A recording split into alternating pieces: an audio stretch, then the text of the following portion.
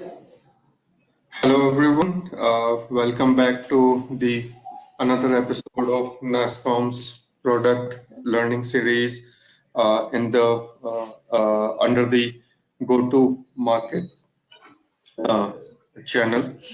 Now today we are going to talk about value selling. Value selling. So for the people who are in the B2B enterprise sales market can relate to it very well when they see that their sales cycles are pretty long.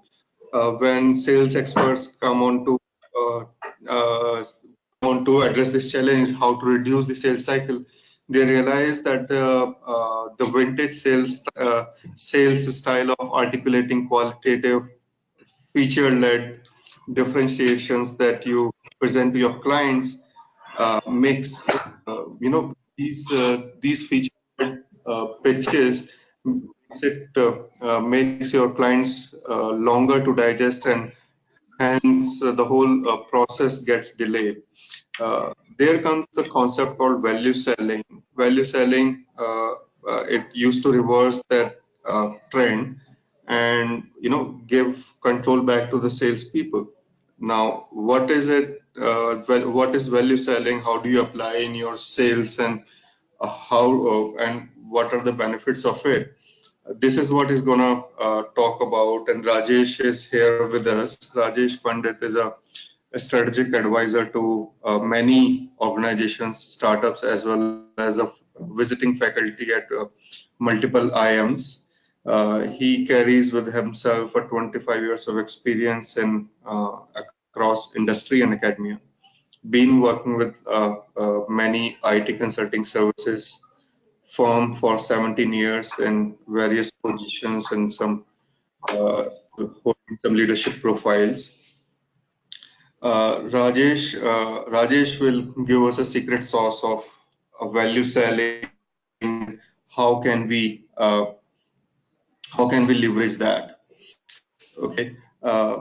Just one announcement before we start off is that uh, after the webinar, there will be a feedback form. We would request you all to fill up that form and send us your comments and suggestions.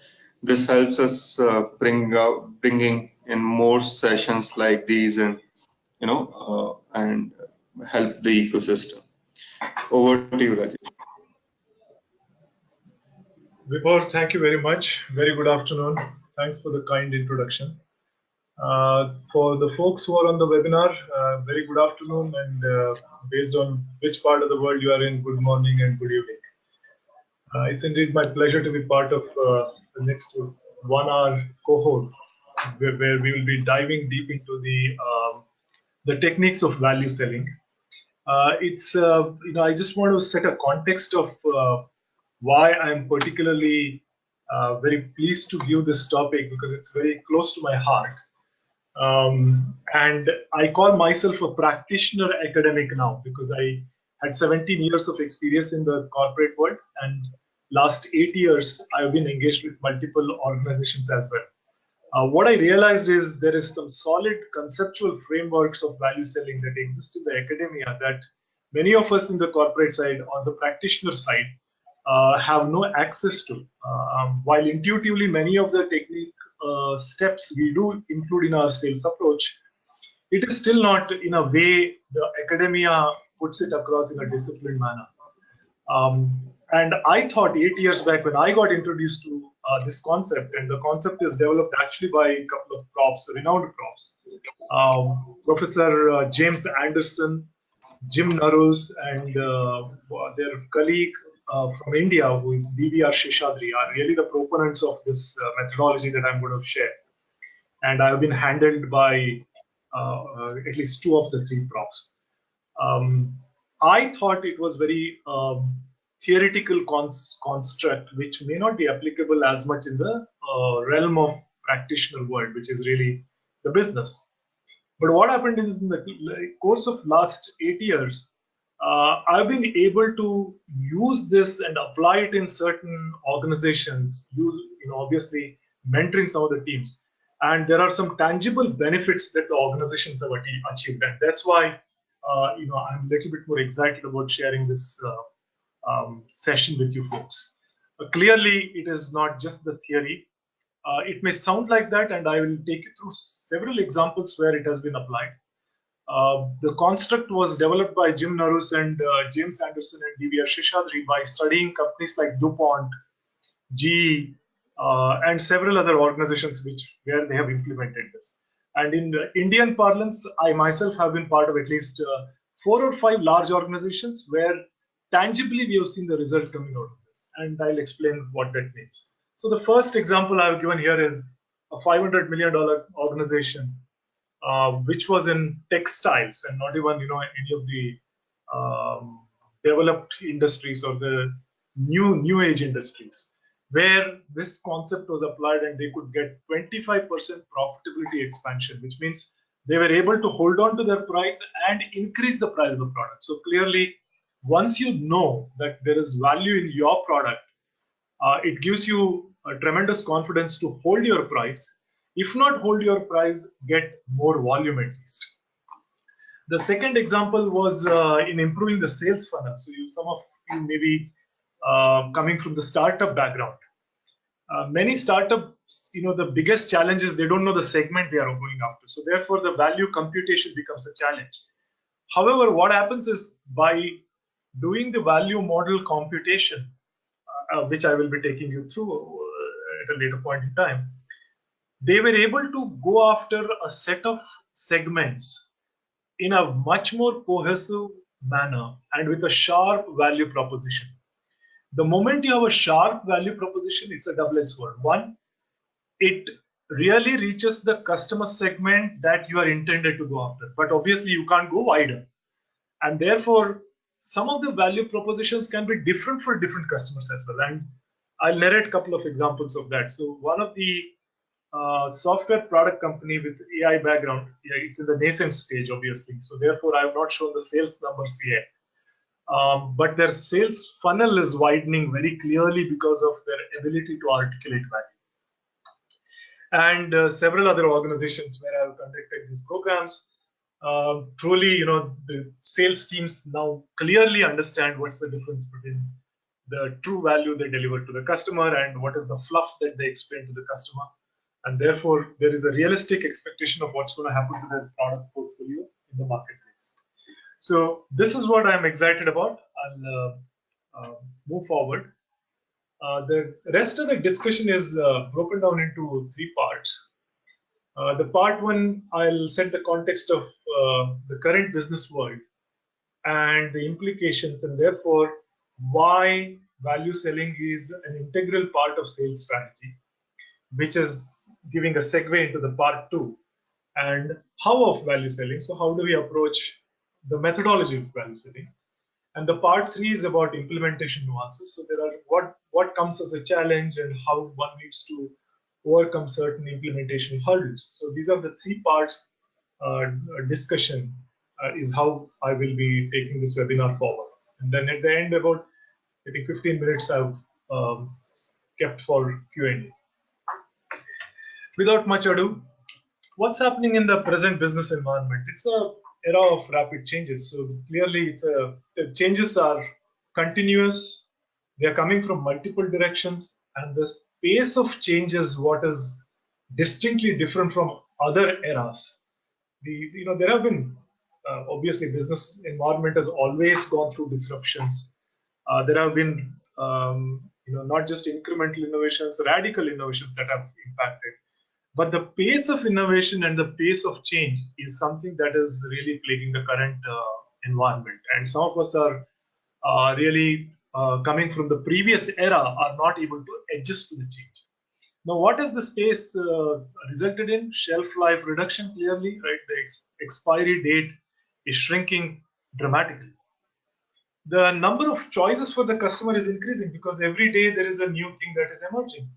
And therefore, their ability to make a decision on buying a particular product is always elongated or keeping the short term in mind because they know there is something different that's going to emerge next week or next month. And the third, very important factor is size doesn't matter, which is related to the competition. A newcomer or a new player, in fact, has many advantages because they have access to the latest technology, latest thinking, and the capital. Because if you look at 20 years back, raising a capital wasn't an easy thing for startups, and therefore the big boys had their own R&D arms, which ran most of the innovation. Whereas today, with the investors like SoftBank who can open up their wallet for unlimited amount almost sometimes, the size really doesn't matter. So therefore, the value selling concept is not just applicable to somebody who has just come out with an idea or a product and wants to really clearly articulate the value. It is also applicable for large established players, because if they don't do it, there is a smaller player who is chasing them down very effectively. What has this resulted in? If you really deep dive into IT world today, it's a highly crowded place. Highly crowded place from the perspective of number of product vendors that we have or service providers we have. And therefore, what is happening? All players claim the same thing. I mean, if I take 100 companies, IT services, product companies, and go to their website, I can't think of a single company's website which doesn't talk about data analytics, which doesn't talk about AI, which doesn't talk about cloud, which doesn't talk about machine learning. And in such a noisy market, it becomes very, very difficult for the customer to listen to our story. And therefore, most product producers as well as service providers are saying, how can my voice be heard about the entire cacophony that is taking place? What is happening to the customer? When the customer is standing in front of the shelf, which has several products, the biggest challenge is, the number of choices are huge, so I'm confused. Clearly, the confused customer is going to take a longer time to make a decision. Therefore, the sales cycle itself gets elongated. Last but not the least, therefore, the old school selling style is dead. The picture here is of Danny DeVito, and he's a cunning second-hand or the used car dealer salesman who are known for their crafty wit to sell cars, which are not always in the interest of the customer. It's just a euphemism I've brought in. No disrespect to the industry. But the old school selling style, what is called a selling style, which means I have my product, I keep telling you about my product and get into the smartness of selling than really having an inherent benefits out of the product. So that selling style is almost dead. The great man says in small summary, if I were to say what this all leads to, is that insanity is in doing the same thing over and over again and expecting different results. So therefore, change in the marketplace demands change in the thinking process. And therefore, there is a need to really inject a lot more seriousness into our sales process and articulation of our value proposition to the customer. So this gives us a platform to say, what has happened in the marketplace, which is necessitating the need for value selling and value articulation. So I'll move on to the second part of our discussion today, which is about how do we, what's happening in the organizations? What's the challenge in selling value selling? All of us intuitively understand value articulation is extremely important. It is not a new concept that a new discovery from me or any of the academicians. It is what happens on the ground within the organization. So we need to be able to, discerningly look at that so that we can recognize where the problems lie in value selling. So here is a picture of a discussion, in a meeting room in an organization. There is one side on the right, left side of the slide, which is saying our offering is no different.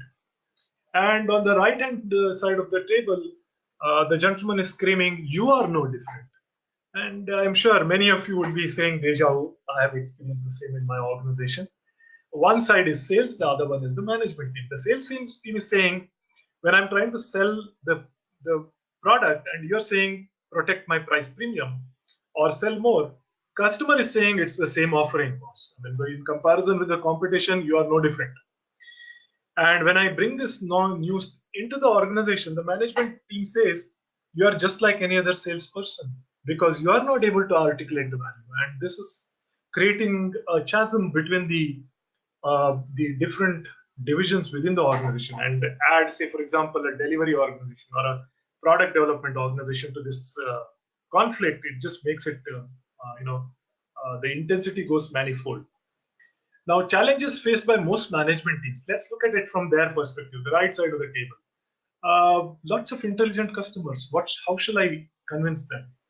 Profitability is on decline because the commoditization of products is on rise. Only talk in the sales team is price. Everybody wants price discounts. Why can't they go and protect the price? And how do we stand different from the rest of the pack? So these are common concerns in the mind of this management. Why this situation? The situation is very clear. One needs to understand what is the purchasing decision-making process in enterprise buying versus the consumer buying. So I'm giving you a little bit of a step. I'm taking a step back and giving you a theoretical angle of how B2C products work and B2B products work. And there lies the importance of value selling. Most consumer purchases, right, are emotional in nature. Say, for example, when I go and buy a perfume, the perfume buying is completely aspiration driven out of my emotional quotient and the brand association. The features and the functionality of the product pretty much remains the same, right? Whereas when you take a look at the enterprise market, it is driven by what we call as cognitive considerations, and cognitive considerations are nothing but very, very rational elements. So you may say, the relationships do sway decisions, yes and no, and we'll touch upon where does the relationship has a play towards the end of the session, so that it becomes very clear in our mind what is the relationship play. But fundamentally, in enterprise selling, rationality takes precedence over emotions, and in consumer buying, it is emotions which take precedent over the rational features. This is broadly I'm talking about, and you can have specific examples where either of the sides behave slightly differently, but majority of the purchasing that happens in either side is decided by a dominant element, which is emotions on the consumer side and rationality on the enterprise side. If the rationality is important in the enterprise side, do we know what the value that we offer to the customer? And if we know, do we know what is the dollar value? And typically a business case is something that all of us develop. And therefore we may be intuitively saying, this webinar all about building a business case? Yes and no. Most of the business cases are absolutely valid, and many enterprises do create a business case for the customer. But what I would say is the comprehensiveness of the business case is found wanting in multiple organizations that I have currently been associated with. And these are, the companies of repute. So I can clearly say that most companies are not fully utilizing the value that they deliver to the customer, and not utilizing that in their value articulation. Some companies actually know that they deliver value, but if you know what is the value that you're delivering, do you know how much of it is relevant to the customer? Because many times we don't do that complete analysis of, is this value relevant to this particular customer? And that is absolutely contextual to the situation in which the customer is in. Okay, so in absence of a value conversation, what happens? There is no clarity of exact value created. The moment the sales guys or the customer relationship guys or the customer facing people don't have an understanding of the exact value created, it leads to poor value proposition, which is really the statement that we articulate to our customers, leading to vague promises by the supplier, which are not really adequately supported, right? And therefore, the customer says, look, whatever promises you are making are all in words, and you can't prove that to me. And therefore, the only conversation that makes sense to me is on the price, because that is something that has a real meaning for both sides. So let's see where the management teams are. Now, why aren't management teams investigating in this area? One is paucity of time, clearly. Many of us are, still grappling with this urgent versus important conundrum. Things which are important, which may take a little bit of a time, we don't have patience for that. We want immediate results. There are so many things which had to be done yesterday evening. And in this, the management teams are not focusing enough on the value part of it. The second thing is people inherently think that the short term and the long term are really not in the same line of firing. We need to do certain things in the short term, which may not be in line with the long term. But my perspective has changed really. I think the short term is in the same line as the long term. I mean, if you are trying to, climb a ladder, the first few steps are, in the same direction of your ultimate objective. And therefore, this misunderstanding that short-term goals and long-term goals are not in the same direction is not allowing people to invest enough time in the value selling part, which requires a little bit of upfront investments in terms of effort and analysis and building that capability within the team. So having understood that value is important, now let's look at how the sales guys have been behaving. There are some average salespeople, or most salespeople sell on features. We go and do a great job of articulating my product has this, I've built my product on this platform, it would be in this, and whatever is the latest technology, everybody talks about, oh, my recruitment engine is driven with the latest AI. So that's a feature to me. And what is a feature saying? My product has.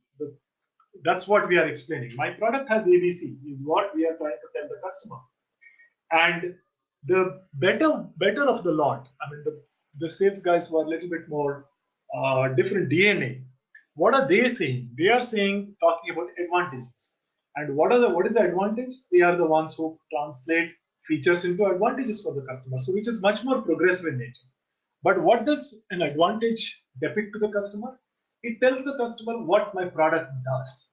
And therefore, if I were to take the old example of the x86 architecture, somebody would come and tell, oh, my hardware is built on x86 architecture.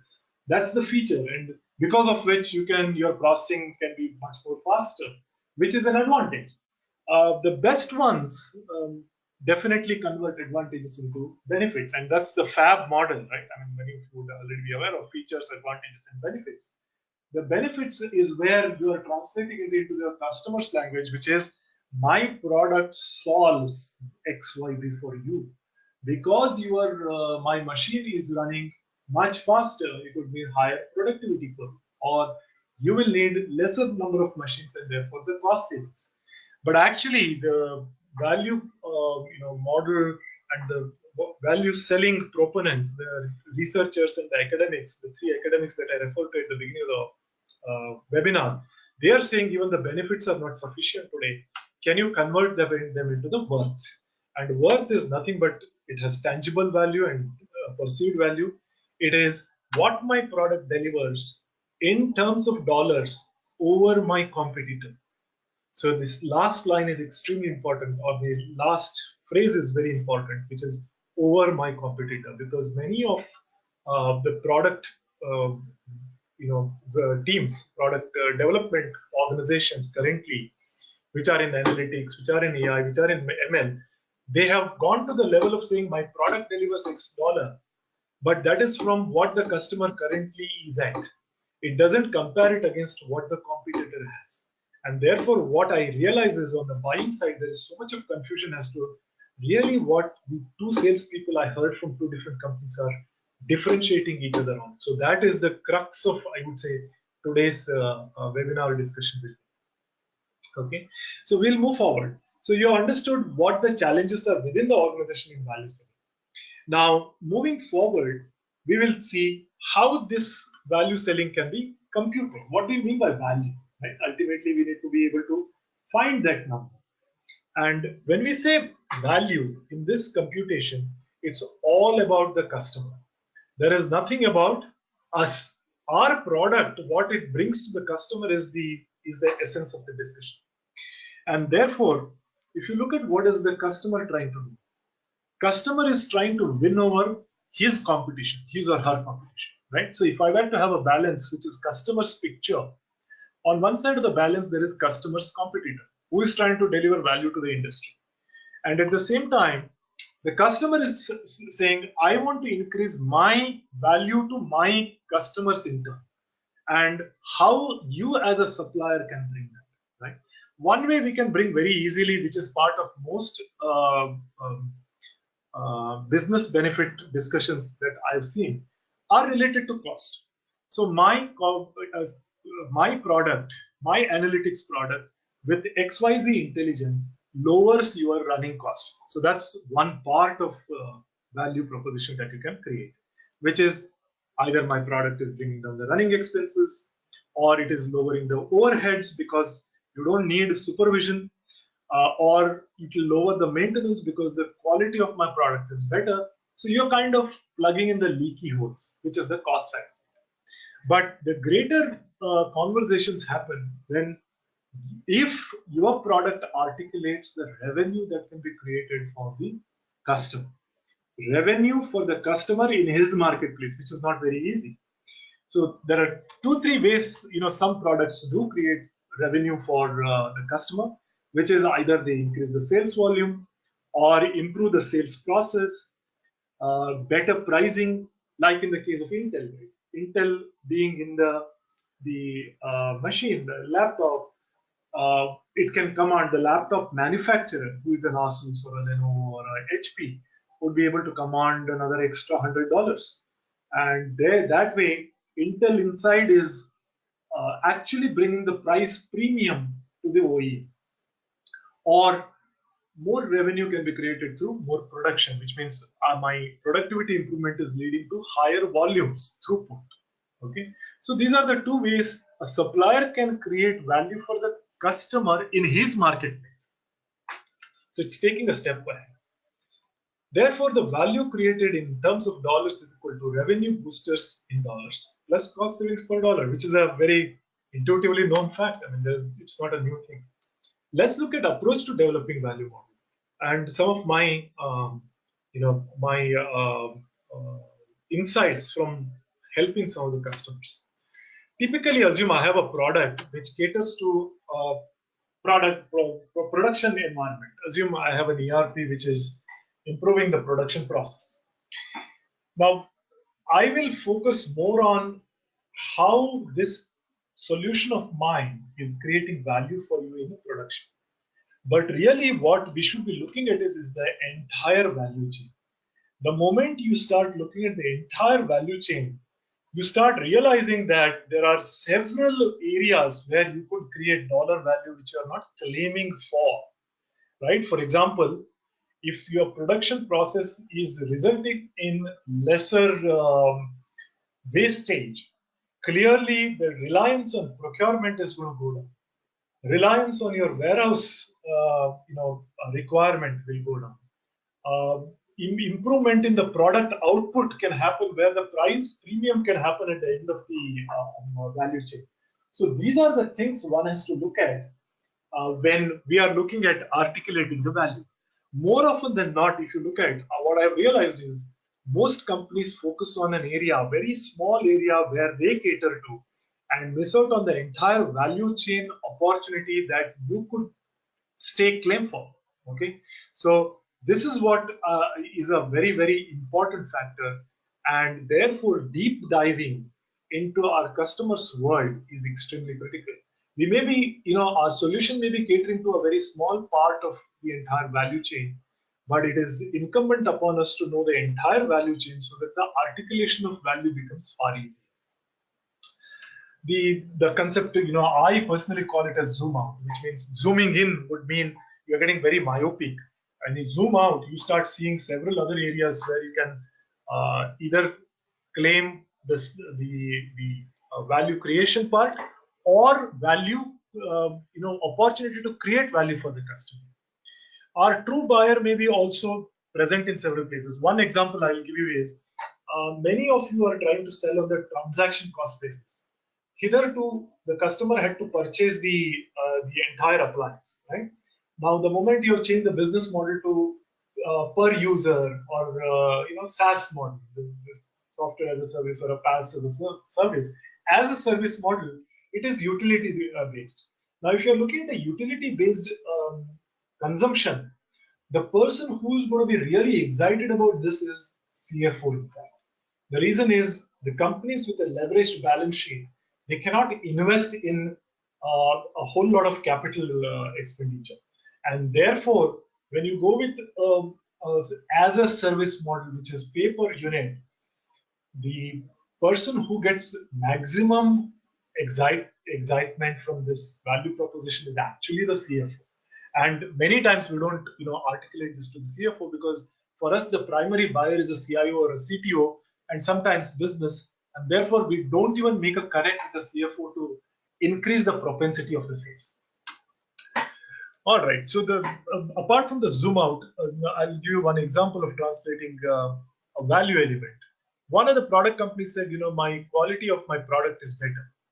And then they came out with several features which did the benchmarking, saying my quality of product is this and the competitor's quality is this.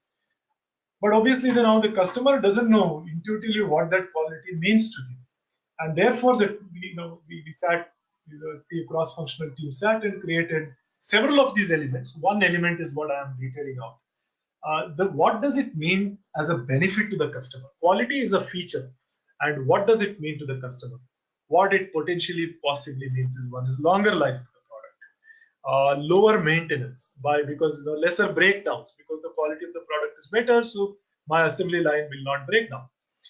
Lower rejections, which means the quality of the component being better, the machine is producing a better throughput, therefore the customer's rejections are lower. Less experienced operators, because the quality of the product is better, I don't need superior expertise with the maintenance personnel. Better finished products. Now, this is also benefits, and as I mentioned, can we convert this into the dollar value? There lies the trick. And how do we convert that into the value in dollar? The longer life, what should it mean? It means the cost savings. And low maintenance means cost saving. Lesser breakdowns mean cost saving as well as higher productivity, which means you can create more value, and therefore it is a revenue booster. Lower rejections also leads to higher revenue. Lesser experienced operator is a cost saving. Better finished product would mean you should be able to charge a premium, and therefore it is a revenue boost. So the moment you as a cross-functional team, which comes from the product side, which comes from sales and marketing side, R&D, and if you have, say, quality and several other teams, you all sit together and create a laundry list of benefits resulting from the features, and how this benefit can be translated into dollar. There lies your comprehensive methodology of value selling. Now, what you have done is all the preparation. So you have the, in our cuisine, we call it as a base masala, right? And the onion paste or the coconut gravy for southerners, or the dal based, gravy. So that's the basic material that we have. Now, how do we sell it in front of the customer? Now, if you look at customer has a choice clearly. There is my solution and there is competitor solution. I will be articulating my solution brings X value, and this X value, it is foolish to assume that the competitor is not going to come back with their own proposition. So obviously, competitor solution, what is the value is being delivered, is the benchmark that we should be developing to with some level of competitor intelligence. And say, assume competitor is saying they are delivering Y value. Now, obviously, the customer is parting a few dollars from his pocket for acquiring this X value. He's paying you A price, and for acquiring Y, similarly, he's paying B price. And therefore, the simple methodology is X minus A should be always greater than Y minus B. Only then, and then only, you will be able to discuss things which are beyond price. Assume if our salespeople say, "Oh, this is all a complicated matter, value articulation, value discovery, all this is going to take time, and therefore, we will go and try and sell on qualitative value." What happens is the qualitative value can be matched by any competition, because for me also to go and claim certain things without having substantial data to back it up, is a reasonably easy task. And therefore, under the pressure of sales, everybody claims to be doing the same thing.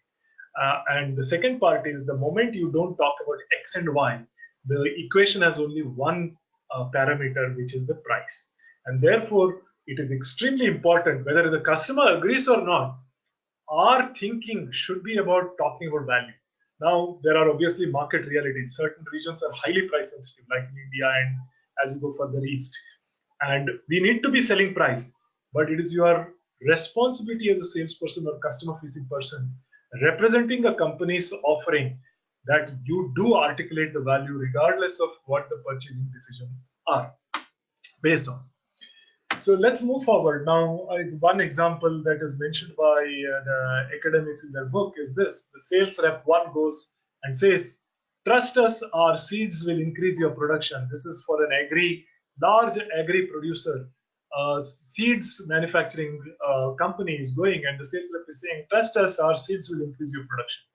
And there is a second sales representative who has done his value selling preparation, and he's saying, you trust us, but you trust us because our improved seeds can translate to $5,000 per hectare because it has better ability to prevent disease, increase the crop yield, lessen the effects of drought because it requires less water, odor. So the stark difference between sales rep 1 and sales rep 2 is very clear, and it is anybody's guess as to who the customer would be, who the customer will be aligning towards. Okay. Now I'll take you through one example, which is my own personal journey with one of the customers. This is just a sample. Numbers have been slightly changed to maintain the confidentiality. If you look at, I would request you to look at the second column. The first is a segment. Always a value model is created for a segment because every segment has a different value perception of a given offering. Now the value elements we listed, and we came out with total value computed. There was one particular product because of which the customer could charge a higher premium, and therefore there was a revenue boost coming. And what happened was when we went to the marketplace and found out from the customer surveys, my offering, which is my customer's offering, was offering 24 rupees per kilo of revenue boost, while the competitor offering was only giving 4 rupees. Now you may ask, how is the competitor giving 4 and you are giving 24? It was a highly commoditized market, so there were 10 players, and some of them offered nothing. There was zero revenue boost. Some of them were draggers. Some of them, were obviously much less than 4. The next best competitor was offering $4 rupees as a revenue boost. When we looked at the cost advantage, my customer's offering was offering 29 rupees advantage, whereas 29 rupees advantage in the sense 29 rupees was the cost that the customer incurred. Whereas in comparison, competitors offering, the customer had to do more processing, and therefore the embedded cost was 47 rupees. And therefore, if you look at the difference column on the right hand side, 20 rupees was the net revenue boost in comparison with the competitor. In comparison with the competitor, the cost advantage my customer's offering bought was 17 rupees, roughly 16.97. Therefore, the value differential my customer's product brought to their customer was in total 37 rupees.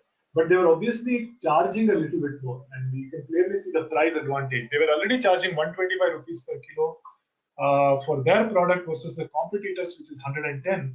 And therefore, the salespeople were saying we are much more pricey, and hence we have to lower the price. And with this computation, it became extremely clear to them that there were 22 rupees per kg which was left on the table for the customer. And that is the reason customer was, even though they were complaining about the price, they never moved away from it. But neither party articulated this very well. The moment we did this exercise, at least the salespeople with conviction, obviously we have different lots. There are some naysayers, there are some who are sitting on the fence, and there are some who are really the leaders within the sales team. And those guys would go and communicated this to the customer as to how they were bringing this 22 rupees advantage. And over a period of time, they were able to actually increase the price by 2 rupees instead of the general perception in the organization that the price had to be reduced. Okay, so this is a live example which I have personally gone through. Now, still I felt, I'm not a big enough brand to really convince many of the corporations. But thanks to Intel's this beautiful ad which was aired, which was published in a few months back, it said holding on to an old computer is costing you 1.87 lakhs. It's like when the third decimal accuracy, right? Many people would have been happy saying holding on to an old computer is costing you a lot, right? Obviously, the customer wouldn't have been as curious as a number being there. You could have a value proposition like holding on to an old computer is costing you perhaps between 5 to 8% of your cost, right? But any of these are good value propositions which you will propose only when you don't have confidence in your number. But if you build more confidence in your value computation, then like Intel, you'll be able to go out and put out some number because of which the customer will call you. And he's going to call you for not, buying your product instantly, but for you to prove this number to them. And let's see how they had the proof of this 1.87 embedded in the fine print. If you see here, I have mentioned this concept is not theoretical. Right above that is a small script, and that small script says, and I have highlighted important parameters. It says they in fact commissioned an organization, external organization, to run a survey and to conduct a study of 200 small business owners in 5 markets, which is US, Australia, India, China, and Japan. And those studies revealed that employees would be about 28% less productive, and based on $10,000 assumed employee salary at a conversion rate of 66 rupees per dollar, it all works out to 1.87. Now, obviously, like they say in the legal parlance, defense rests, because if Intel could do this, I think all of us owe it to ourselves, because Intel is a much bigger brand where they don't need to create these kind of sharp value propositions, but lesser mortals or the product companies which have a great future, but you are still discovering your customer segment, or the companies which are pitting against fierce competition. They all owe this kind of competition to themselves to make sure they protect their interest. Now, I'll stop here and explain a little bit of the nuances of implementation. Outcome of this approach, 2 things. One, realization is that you will discover that your offering indeed has X amount of value. What will you do?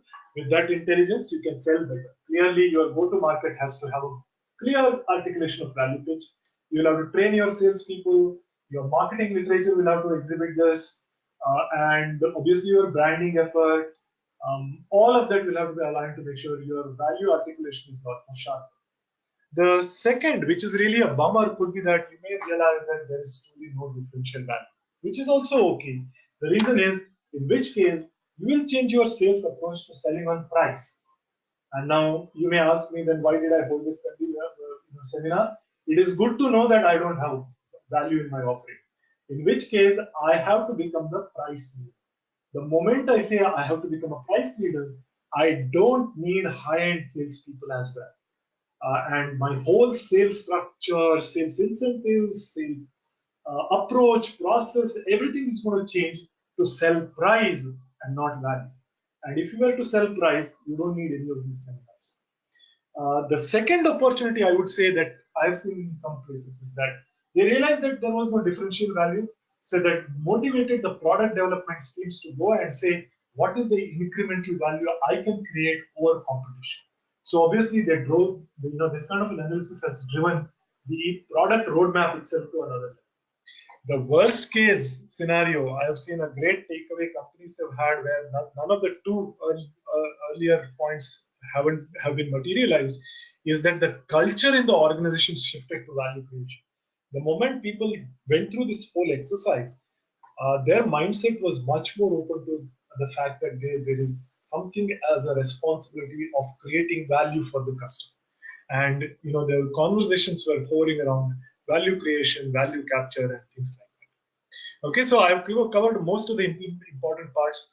Let's look at what's the challenges in implementation. Thorough preparation, as I've told you already, it requires reams of information. You have to do competitor intelligence, you have to do customer intelligence, you have to do your own R&D, come out with some kind of proof of concept, benchmark it, and go ahead and claim that this is what it is. But you need certain evidences to back that clearly.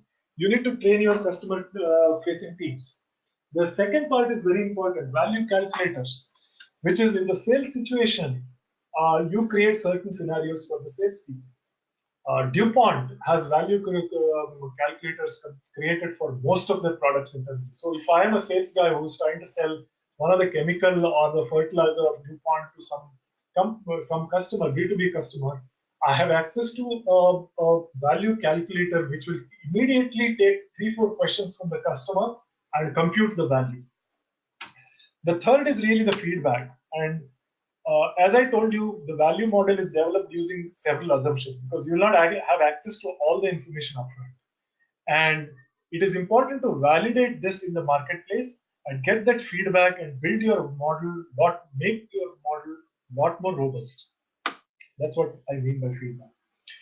Who you sell to is equally important. Assume this is the customer. I'm just trying to bring some humor in the afternoon. Customer is actually God. Anyway, the customer who is indifferent to value versus the customer who is value seeker. So there are two types of customers you'll find. One is a price seeker, the other one is a value seeker. So obviously, my sales lead approach and how I will reach out to the customer should be a lot more discerning to figure out whether I have a value seeker customer who I'm going after or I'm going after a price seeker. Because a price seeker, no matter how much you talk about the value, will be looking for price as a differentiator and not value. And therefore, picking your customers is another very important thing in success of this. The other critical success factors, the conviction of the management team. If you don't have conviction of value selling, don't go through the pains of creating all this stuff. You go and sell on price. But once you have a conviction, you should be okay with those growing pains as you start educating the customer. The second is internally also there will be a lot of naysayers because all of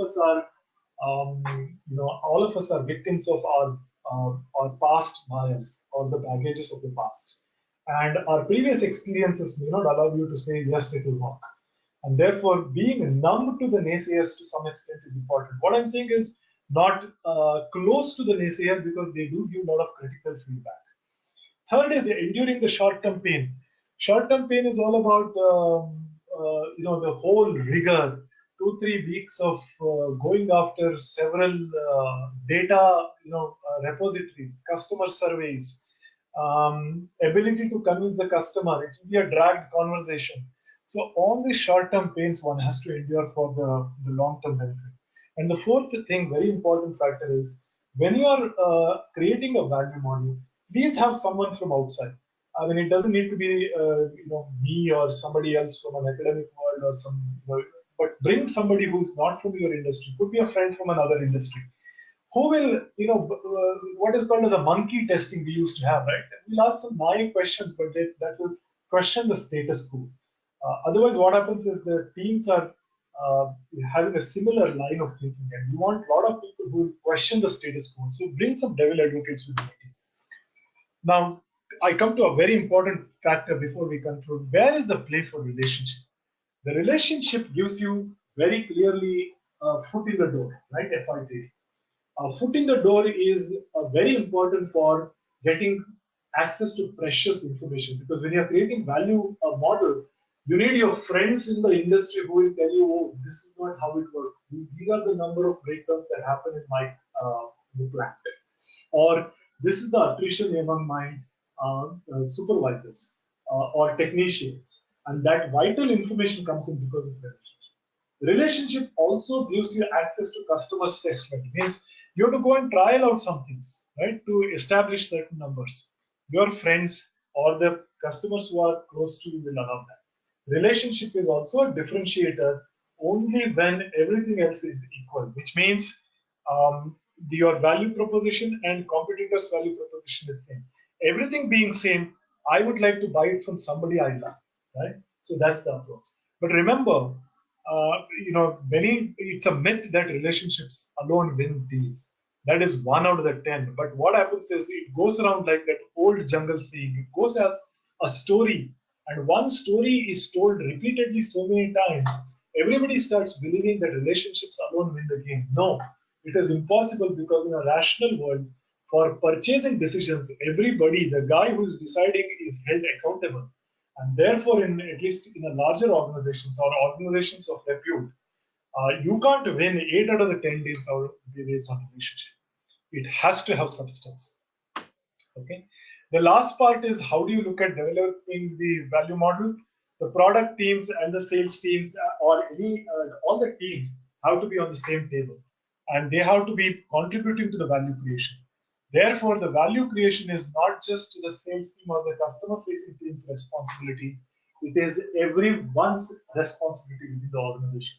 So creating a culture, making entire organization aware of what is value, how do you create value, is also essential in value setting. And the Philip Kotler's statement says the sales department is not the whole company, but the whole company better be the sales department. What he's trying to say is everybody should have customer in mind. And if you don't do it, what happens? I found a nice cartoon out there. It says, what's the opposite of invaluable? Worthless, useless, valueless, which means we are undermining our value within the organization and in the marketplace. In summary, if I were to summarize, we touched upon how the marketplace is changing, and therefore what kind of confusion the customer is around with plethora of options, and why value selling could be one of the differentiators for you in your go-to-market approach. Knowing, finding the value seeker, and articulating value are at the core of the value differentiation. The value model creation requires deeper understanding of the customer's industry and business, and therefore you cannot do this at a very superficial level. And the last but not the least, implementing value selling approach requires conviction, competent customer-facing team, and patience. So I will stop my monologue here at this point in time and hand over the baton to Vibhor for any questions he might have accumulated over a period of time. Thank you, Rajesh. Thanks a lot. Of very insightful and interesting session. And this reminds me of one of my life experience here. I did not know that I have secretly or silently learned value selling in one of my very early assignments during college. I come from a science background, so sales was nothing of my this thing. I was doing a like kind of a sabbatical in between, and then I got a chance to work with one of the automobile major, and they used to have it. They used to call it FAB, FABE, where you talk about the worth in terms of the enterprise B2B sales. They used to talk about after feature advantage and benefit you explain, you should show the evidence. Wow. Okay. Got it. Nice. Okay, and I'm talking about this is one of the major Japanese automobile company. I learned it about 2002. Wow, fabulous. Yeah, the concept is not new. What I realized is, Yeah, you have concept is brought out a not very new. important right. You are absolutely right. I'm only looking at the Yeah, discipline and the comprehensiveness. You're spot on. Absolutely right. yeah, quite interesting. We are getting many questions, but we have only 5 minutes, so we'll see how long we can take up questions. So some of the questions I'll just read out some of you and see how many we can address here. Yeah, certainly. And if any of you have questions which were not addressed in this webinar, do shoot out an email to my personal ID, rajesh.pandit@gmail.com, and I'll be more than happy to respond. Yeah, and one more question that came in early in the webinar was about what is a B2C context to value selling and how can it be applied into B2C. since this particular webinar is more towards the B2B enterprise sales, we will definitely look into this request and see if we can do some sort of a value selling for in the B2C segment, and I'll work out with Rajesh, and if that's feasible, we'll come back to it later. Just this thing.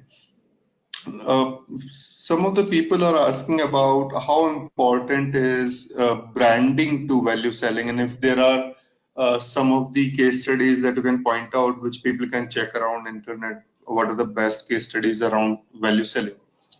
What would you say? Sure. It's a Importance very of good brand. question, actually. Excellent question. See, even I grappled around. I mean, in the initial part of teaching, the teaching is one part. Good part is you have to go into the depth, because the moment a question is asked, we at least should have a point of view. My point of view is very clear. In the B2B side, when you say a brand, the brand also can be split into benefits, unlike in the consumer side. Say a consumer side, now when I say, let's take Calvin Klein as an example, right? Perfume of Calvin Klein, or Dior. Now, what is the functional value in there? There is nothing. It's actually the emotions, aspirations that are created through packaging, brand ambassador, pricing, making it inaccessible to certain segment of the customer so that it remains exclusive, is the way you create a perception in the mind of the customer, and it's truly a perception. Whereas when I say, take an example of IBM. What does IBM stand for? IBM stands for, the Smart Planet campaign when they ran. What does it mean? We are somebody who will solve problems of the planet using technology, right? Accenture, you take. I mean, those are the companies which are well known. High performance delivered. That is their brand. It is not that because Tiger Woods is the brand ambassador, they may be able to spend. They might have brought Tiger Woods for much more, deeper connection with the customers, but they don't need that, because their performance, high performance delivered, is what creates the brand. Take TCS brand. What is a TCS brand? The earlier branding was about excellence. What was this one? There was one very specific terminology, which is guaranteed, the performance guaranteed kind of a thing, which means you can assume consistency from them. You can absolutely, and that is dependent on what their performance has been.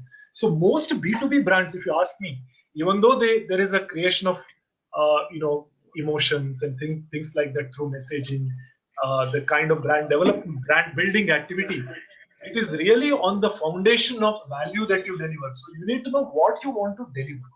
And once you know what you want to deliver, creating a brand on top of it becomes icing on the cake. Because once you create a brand, the recall part, which is the brain part, is addressed. Which means when I have, say for example, post-it notes, I want to buy post-it notes. One company that will be called in for tendering is certainly 3M, right? Because they have created a differentiated brand of the company as an identity. But I wouldn't call 3M if their products were lousy.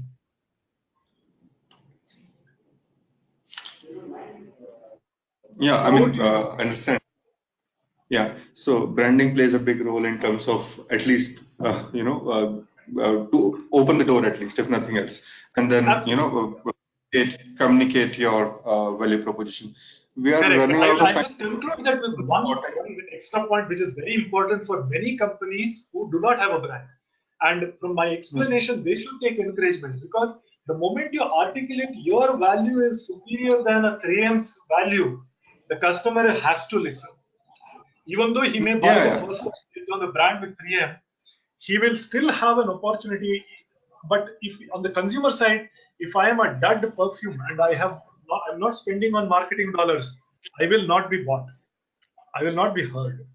Whereas in B2B, the moment you do a value articulation, you are neutralizing the brand value of a large company.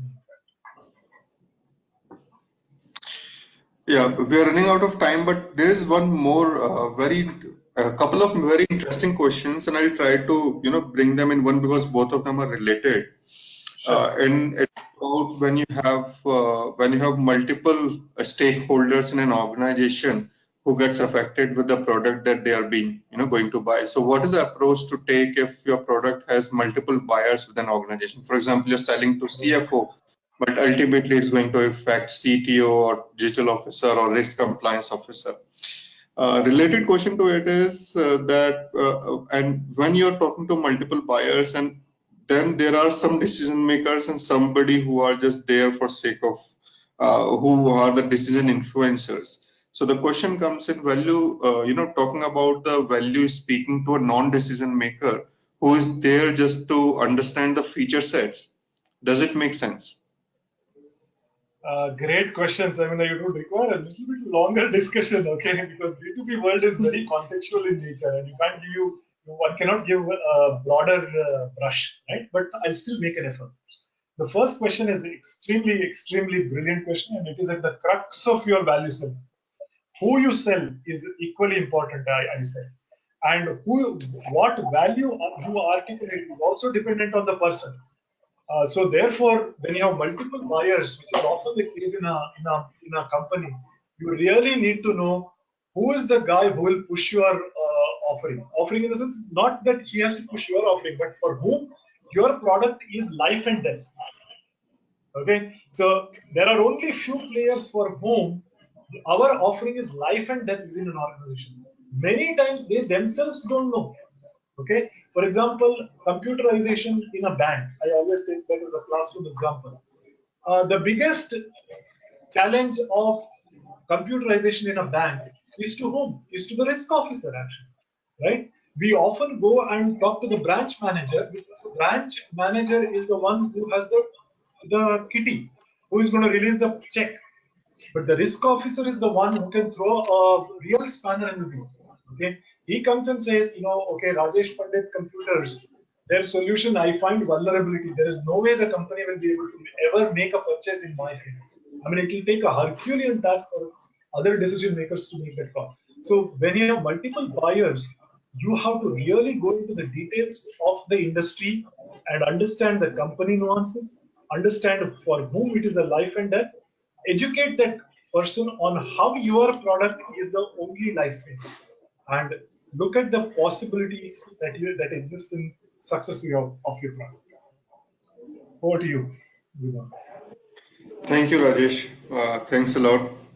I know this is a very vast topic, and we can talk about it at length for day and night. And but we have a time constraint, and we have to respect everybody's time. I will request again everybody to leave their feedback before logging out. And thank you, Rajesh, for your time and efforts with us. Yeah, most welcome, Vibhor. Thank you very much for the opportunity as well. And I couldn't address all the questions, but if you have, do feel free to send it my way. Rajesh.Pandit, RAJESH.PANDIT@gmail.com. I'll be more than happy to engage and help you with the answers. Vibhor, again, thank you very much for being a great host. Thank you very much, and thank you all for attending this session. I hope you got maximum value out of it. Thank you. Bye-bye. Bye.